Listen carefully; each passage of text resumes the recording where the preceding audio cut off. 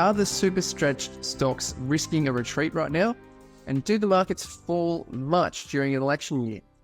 If it does, which companies are we going to look at? Which ones are we going to be trading? They're the questions we're looking at with Gary Glover from Novus Capital this morning. How are you, Gary? Yes and no, yes. All right, one done. We're finished. Good. Yeah, no, it's interesting. Some interesting price patterns there last week in some of the stocks there. Yeah, definitely. I guess it's some of the. I guess like the US market, it's starting to see a couple of distribution days creep in. So obviously the Nasdaq and S&P and the Dow obviously have had a pretty good run here, gone back to new highs. The Dow has actually broken the old high, so that's like a little bit of a false break there.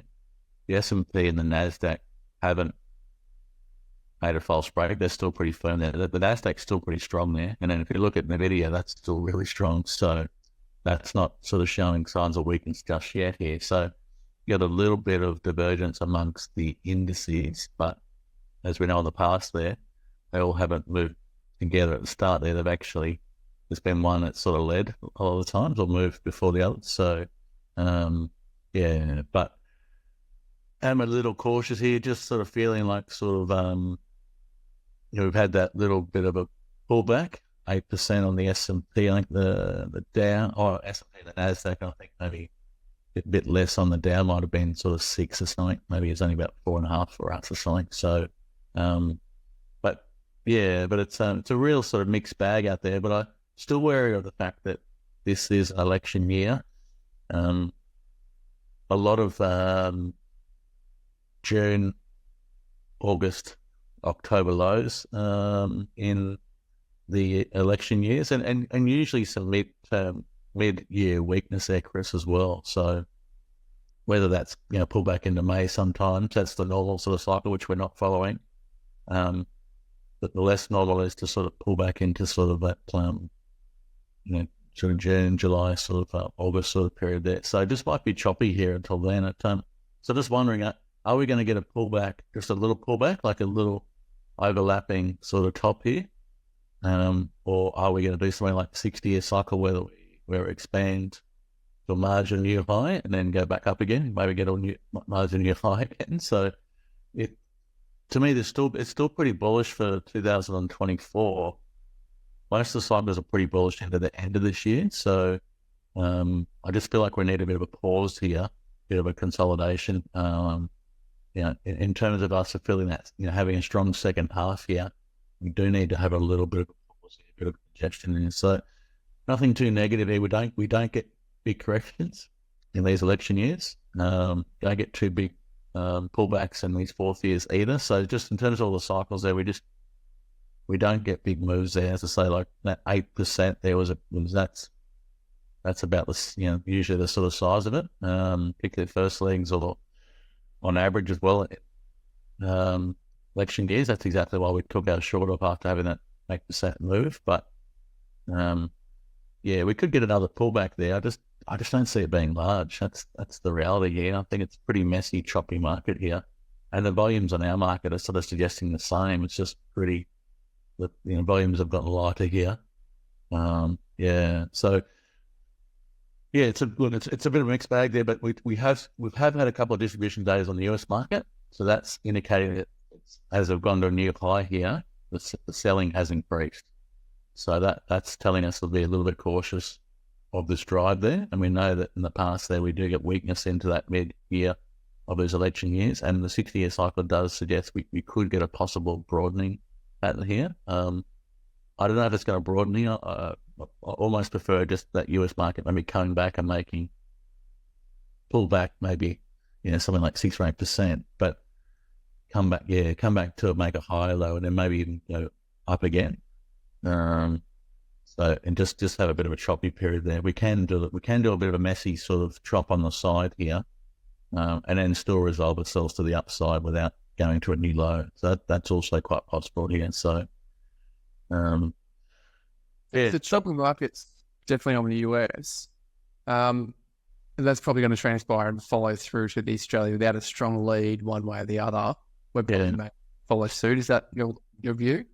Yeah, we saw there, like the volumes have really tapered off here over the last probably 6 weeks. So the volumes are really light here. So it's not showing too much conviction either way there on the sort of from the sell off and even on the drive back up again. Volumes are pretty light. We did see a slight increase in that selling last week on a bit of a sell down. So that does suggest after having a bit of a bounce for 3 weeks there, we haven't taken the high out there, and then we saw some more selling, sort of step in and on that negative week there. So it just does suggest to me that we might just meander back here. But again, I don't see. I think coming back to 7,400 is a possibility there. That's the worst case outcome I see. But more than likely, we're probably just going to come back to that 75.50. But it probably won't pull back that much there, and it might use up a lot of time here. It might be a really, because we've been sort of obviously trending quite a bit there. We haven't gone through a bit of a sideways chop or a consolidation for a while. We're probably due for a bit of a choppy consolidation there. Trying to think there's sort of what that mid sort of 23 there, we had a pretty choppy period through there. And then obviously at the start of 21 as well, we had a choppy period as well. Yeah. So, we could get something like that. Could just get a really choppy sideways period here. So, which will make sort of stock specific very important here. So, yeah. Well, that's stock specific. That's what you've been very good at lately, is choosing the right sectors, getting behind the right companies, and choosing them out of their compressions and getting the setups. Just before we get to those, is there anything to add to the Dow Jones that's fitting in the same thing? It just hasn't pulled back as much. It's probably fashion, maybe come back to this green line. Yeah, so you could get a situation there, Chris, where maybe the Dow does the expanded, that does the expansion there. So it might get obviously got a margin. I might get a margin low. Maybe the Nasdaq and the S&P, maybe they do that sort of upwards consolidation there. So it'll slightly higher pullback. Don't take the low out. So you might get a bit of a mix there. I still think that AI thing's still pretty strong here. I mean, NVIDIA still hit it out of the park, still pretty robust. So, it's even though some of those growth names have go some pretty negative sort of setups there last week on our market in particular. You still might just you just might get a consolidation here. Well, if we're not looking at the growth companies on the ASX, we're looking at some other areas. We've got some larger blue chip names in this week's list. What is it that you're looking at with Sonic Healthcare, SHL, on the monthly chart you've got here? Yeah, it's just had a massive pullback for quite a large industrial there. So, it's come back to a massive long-term trend line as well. So it did sort of pierce that, but it has, has held above that price action there. So you can get, I think we saw something like the Nikkei and the Shanghai did sort of something like this a couple of times in the last sort of decade. They'd sort of come back to some old long-term lines there, just maybe piece it a little bit and then recover there. There have been pretty good supports there. A few other stocks as well in the past can set up this way as well. So just think it's quite an interesting sort of price zone there. I still thought, that Sonic was, Sonic still had a pretty strong revenue line. Just the sort of cost line there was up there, and that was impacting earnings. So I think that, if the revenue starts to fall away, that's usually when companies are a bit more trouble. So I think, I think they sort of, over time, they'll probably, increase the cost line there and start to recover. Like everyone else has been. I mean, everyone's feeling the inflation pressures, business and in life in general. So you just got to pass it on. So some industries are bound to pass it on really quickly. Others have been slow to pass it on here. So I think you'll just see this get passed on here to the consumer there. And I think also there's some government policy there, which is going to benefit a lot of the pathology companies as well, moving forward as well. So in terms of the claim back, so I think Sonic, I think Helios and ACL there will sort of benefit in the years moving forward from some of those changes as well. So I just think earnings look pretty robust there longer term. So I think there's an opportunity. You just need to sort of see this sort of show some support here, but could be at a pretty interesting level there longer term. But I've sort of started small here. I just want to see it hold here and build here. And if it does do that over the next for a few weeks, there might be one I add to. But if it breaks below that line, then it breaks through my stop risk, I'll be straight out. Yes, that stops Greenfield, especially in markets like this. Yeah. Moving from Sonic to Woodside, so different parts of the market, still at the big end of town though. Yeah, another big name. Retracement. Yeah, that's interesting. So obviously, the energy sector's been pretty robust here, but this stock's been going down here. So I'm watching Woodside pretty much the whole year go down and show relative weakness versus the rest of the sector. So, so I've sort of been waiting for a level to try and safely buy this here, but it just hasn't sort of presented here. So I did notice that $27 was at 50% of the range there on the sort of weekly, monthly sort of setup there. So it's a big level there technically. So that's an area where you can see some support here. So I personally wanted to sort of see 27 hold, try and bounce off 27. Wanted to sort of see it come back and retest that level and not go to a new low in the same amount of time or less. Because normally sort of if you're trending down, you have a few bounces along the way. But then when you turn back in the favour of the trend, you'll normally go to a low in the same amount of time or in less time. So if you just say you're going to fight strong days down and you try and bounce for 5 days, and then you roll off within 5 days, you're at a new low most of the time. So if you understand, just McLaren used to talk about just counting days up and down there. That'll tell you what the momentum is there. So notice that Woodside there hasn't gone to a new low. So it's probably a bit of a change of character. So now it just needs to hold here and find some support here. So I think this looks pretty interesting here. Just needs to sort of start to build here and show some evidence that this is an important level here. So some early signs there that might be the case. But yeah, still needs to sort of prove itself here. Okay, well, keeping not necessarily the biggest name, but has been a good growth company. Life 360, again, you got the weekly chart and you're sort of seeing this massive move. Now, I do know someone who traded sort of this part of the chart and this part of the chart. And so you've been following 360 for some time. Yeah. What happens now? This looks pretty dreamy on the run, big, massive rally, and the volumes. Yeah, I'm always sort of wary of those sort of big, wide range price bars. So, sort of say oftentimes that like kind of volatility can be greatest at the lows or at the highs there. So that's probably, apart from that one big takeoff week there, which was an earnings-based move, that's a pretty wide range there, 15 to 17. So it's like a greater than $2 range there last week. And obviously we run up to 17 and then price has been rejected and it's basically finished 15 for the week. So that's a bit of a strong rejection of price there. The only thing we didn't see was big volume for 360. And it's interesting that the shooting star pattern there, Chris, I did look up the Bulkowski there. And it's only sort of about a 60% success rate. So it's not the highest probability pattern there.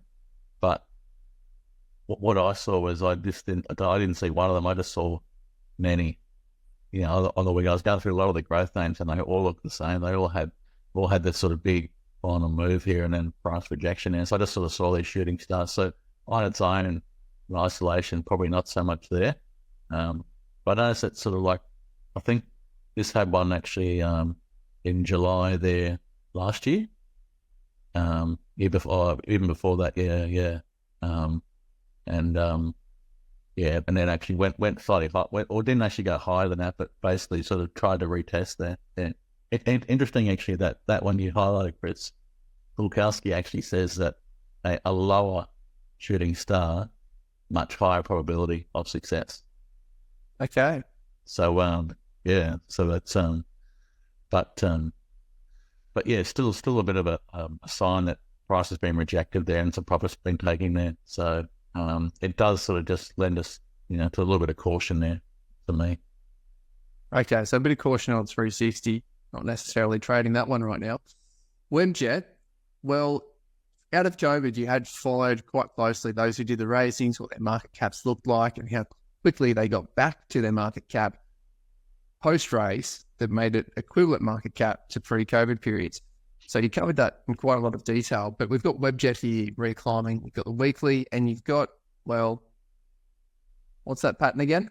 Yeah, another shooting star there again. So big, that's a massive move for the week there for that stock there. Yeah, and so again, and you do have strong volume that session as well. So we did move through a lot of, because normally you move through a lot of buyers and sellers in that sort of wide bar like that. So you should have volume up there.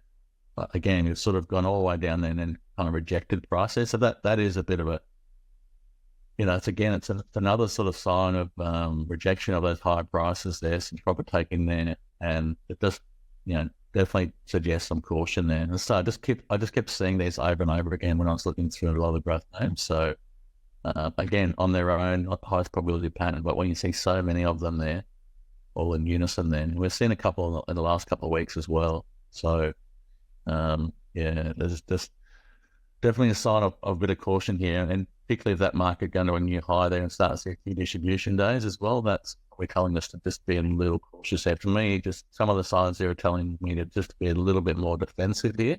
If I was a momentum trader here, I'll be tightening up my stops. I might start to maybe reduce my betting size a little bit there.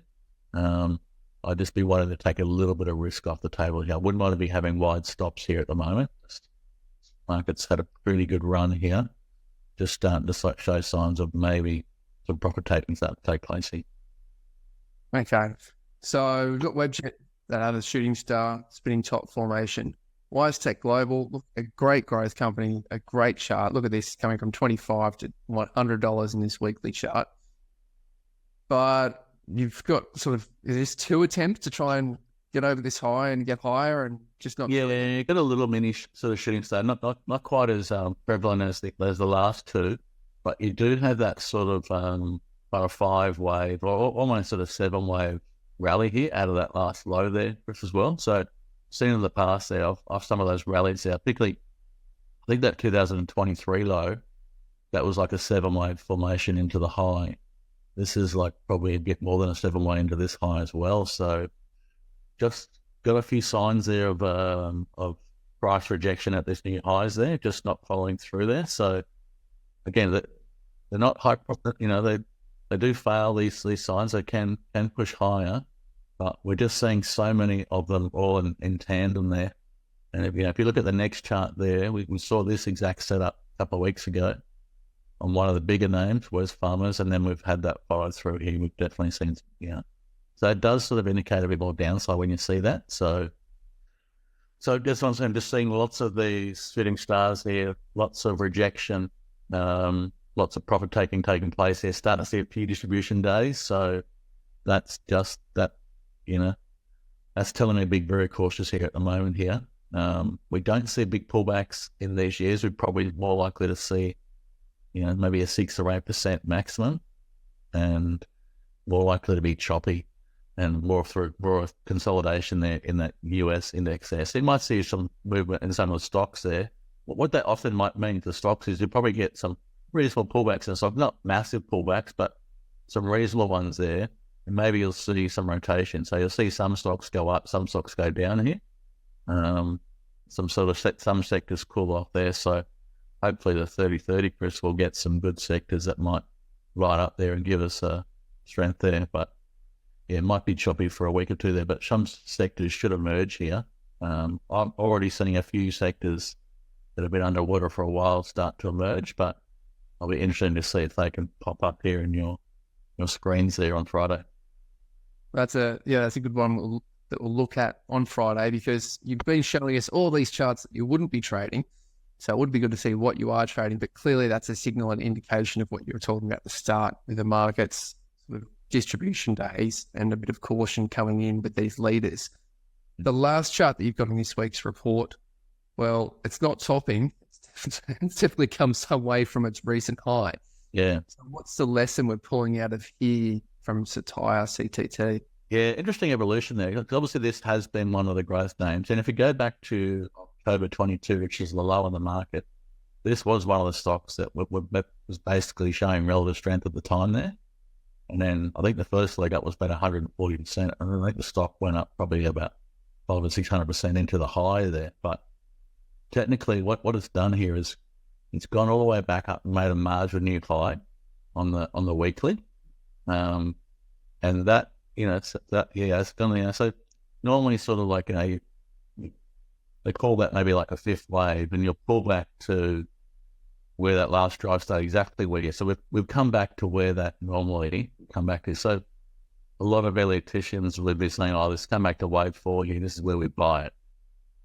Okay, so but I've noticed on these sort of really big momentum stocks here is that when you sort of have ones that have these massive sell-offs and declines into the lows, when they expand to a new high, they'll often go back and retest the previous low, which in this case is back down to that level here. So when I first learned this, I thought, no, And I remember the S&P 500 there in 2007. I thought, surely the S&P can't fall 50%. That's crazy. But yeah, the more I've seen this, and you see it more in some of the growth names as well. And we know that 50-80 rule there, which Benny, some of the greats talk about, is that we know that 50% of these growth names do have that 80% decline there. So this could be one of the ones that does have the bigger decline. It's already had one already that's shown it can do it before. So why can't it do it again? I think you'll probably see a little bit of a bounce here in the short term off this zone here. But yeah, I'll be watching the volume here off that bounce, because so far there's been no volume in any of those rallies, and they've been pretty aggressive selling all the way down here. So personally, I probably wouldn't be buying the bounce here. I think it might be a little trap, but could be proven wrong. This is the point where you probably get a bit of a bounce. But yeah, look, if you were short this stock here, you might covering a little bit here, and then maybe you look for a bit of a bounce, and if it gets back and makes a little shoulder there, maybe you reset it. But yeah, I think I still nervous about the stock here. I still think this one's one that's I'd be very careful about. I'd be very cautious about trying to buy this one here. Well, I remember you've mentioned this to me for a fair few years, and not necessarily on air, but just when we talked about trading. And you did mention this 50% retracement and seeing it at the GFC, and then multiple times you've shown me different setups where you've said, look, this one is at risk of this similar sort of retracement, and you show it to me sort of at these levels, and you kind of say, look, it seems silly, but it is possible, and it has happened multiple times. And the one that really got me, which you pulled out of the history books, was a different sort of setup, but Amazon, when it fell in the tech wreck, how much did Amazon fall from when it was at its peak in the tech boom to the tech wreck? Yeah, how much did that fall, Gary? You might not remember the exact number, but close enough is good enough for this example. Yeah, I think it's around about 94%. I think it went from roughly 103 to about $6, something like that, from memory. So yeah, it's a pretty nasty decline. Now, I was actually reading something the other day. Coca-Cola had a 72% decline and had a second 50% decline after that. So basically, a 72% decline, had a bit of a bounce for a few years, and then had another 50% decline. McDonald's had a 70% decline after its big run as well. So they often take, I think McDonald's took about 11 years to get back to break even. I think Coca-Cola took slightly more. Amazon took 10, 11 years as well. So, people just say you can just buy and hold these greatest names here, but you buy them at the wrong time, you can be underwater for 10 or 11 years. That doesn't sound like, that doesn't interest me personally. So you really, this is why I think you do need a strategy around selling. So, whether you're using a moving average or some sort of stop, or you do need, that's the one thing most traders don't have a handle on, is some rules around selling. So, yeah, I mean, just look at A2 milk. We highlighted that there, Chris, as well. That came back late last year, retested the low around $4, and the previous swing high was around $7. And if you're not mistaken, this week that stock is now just expanded back up to that high. There's exactly the same setup here in reverse. Right. So it does happens over and over again. So that one hurts me clearly too much. So yeah, but yeah, so some great lessons there anyway. So but yeah, just be careful. This one here, this is one I say I think you'll get a bounce here, but just be careful with the bounce there. I'll be I think you might sort of see a bit of a, lighthearted rally here, or, just be careful.